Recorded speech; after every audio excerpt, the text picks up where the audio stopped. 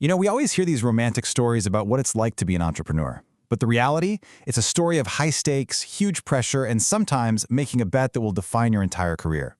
Today, we're jumping into the story of Travis Ketchum, a founder who took what was probably the worst day of his life and turned it into a multi-million-dollar business. And it all started with one critical realization. And yeah, that quote from Travis himself, it just nails it. It perfectly captures the roller coaster we're about to get on. We're talking about a journey with some incredible highs and some truly terrifying lows. And it all kicked off with this one little thought that just wouldn't leave him alone. So let's rewind a bit to the early 2010s. Travis is working for a best-selling author and he's crushing it. He's building her audience, he's filling her events, he's great at his job. But this nagging feeling starts to creep in, the sense that something is just fundamentally wrong with the empire he was building. He was creating so much value, growing an audience, capturing leads, building this powerful email list. But here's the kicker. He didn't own any of it. He was basically a digital sharecropper, building this magnificent castle, but on land that belonged to somebody else. And this is such a critical distinction. On one side, you've got your owned assets, your website, your email list. These are platforms you totally control. But on the other side, you've got rented land, like your social media profiles, where the rules can change on a whim and you can get kicked off at any moment. That realization was the spark, but it was going to take a real crisis to light the fire. And boy, did that crisis come knocking. After a difference of opinion with his client, they decided to part ways. This wasn't just, oh, I need a new job. No, this was a full-blown personal finance emergency, and it was unfolding at the absolute worst possible time. Get this. The timing was just brutal. We're talking literally the day before he lost his job. Travis and his girlfriend at the time had just signed an 18-month lease on a new place. It was the longest and most expensive lease of his entire life. So you see the picture, right? In just 24 hours, he goes from a steady contract to absolutely zero income with this massive new financial commitment hanging right over his head. The pressure was on big time. So what do you do when your back's against the wall like that? Well, he made a move that most of us would probably call crazy.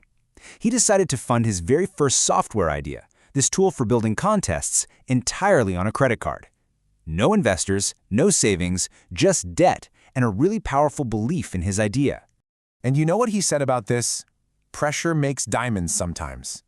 That quote just perfectly captures his mindset. The immense pressure didn't crush him, it focused him. It forced him to create something truly innovative. And that diamond, that idea, became his first company, Contest Domination. See, Travis had noticed this fundamental flaw in how pretty much all online contests worked, and he had a really simple but totally revolutionary fix. Okay, so what was the big idea? It's so simple, but it's genius. The old way of doing things was to reward the action of sharing, right? You get 5 points just for blasting a link on Facebook, whether anyone cared or not. But Travis's new way, it rewarded the result. You only got the points when a friend actually clicked your link and signed up. This incentivized people to share with friends who would genuinely be interested. And the difference this made, it wasn't small, it was staggering. Instead of just getting a little 5 or 10% bump in your leads from people sharing, his method could literally triple the total number of leads you'd get from the exact same amount of traffic. This wasn't just a small tweak, it was a total game changer. And he had the perfect test case, his own personal blog. This thing had only gathered a few hundred subscribers over 4 long years. So he runs his first contest with his new software. And in 1 week, he generated 2,000 new leads. He knew he was onto something huge. But you know how it goes, right? You solve one problem, and suddenly a bigger, more complicated one pops up. This massive success created a brand new challenge. Travis and his thousands of new customers were building these huge email lists faster than ever. But they quickly found out that getting the leads is only half the battle. The new problem was something called email deliverability. And honestly, what is the point of having a 10,000-person list if 8,000 of them never even see your email because it lands in their spam folder? He realized the quality of an email list was just as important, maybe even more so than the quantity. Because what he discovered was that these rapidly growing lists were full of, hidden traps.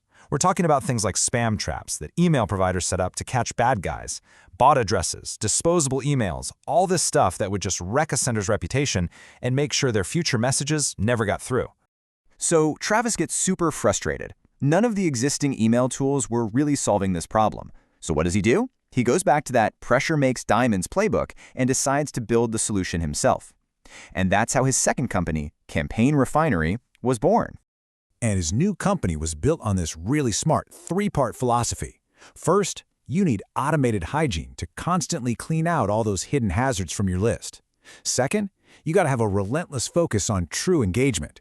And third, he applied the exact same gamification principles that made his contests so wildly successful. And this is where it gets really clever. He basically took what he learned from contests and applied it to email, turning the whole thing into a game. Subscribers earn points for doing the very things that email providers like Google absolutely love: opening emails, clicking links, replying. This trains your audience to engage, which tells Google you're a trusted sender, and that dramatically improves your deliverability. And does it work? Oh yeah, the average new customer on his platform literally doubles their open and click rates. It's a system that's not just designed to send email, but to make sure it actually gets seen and acted on. Okay, so let's pull back for a second. What can we all learn from this wild ride from getting fired to becoming a two-time founder? There are some seriously powerful lessons here for anyone out there trying to build something. First off, own your assets. That rented land thing is real, and it can disappear overnight. Second, start lean. That pressure, even if it's from a credit card bill, can force an incredible amount of focus. Third, always tie your incentives to real results. That was the secret sauce of contest domination. Fourth, learn how to turn your biggest problems, your pickles, into your next big idea, just like how his email troubles led to his second company. And finally, remember that in today's crowded digital world, genuine engagement is the only currency that really matters. And that really leaves us with one last question to chew on, for you and your own work. Every single business, every career has its frustrations, its pickles. The question is, are they just problems you have to put up with? Or are they actually opportunities in disguise? So what pickle in your world is just waiting to become your next powerful pivot?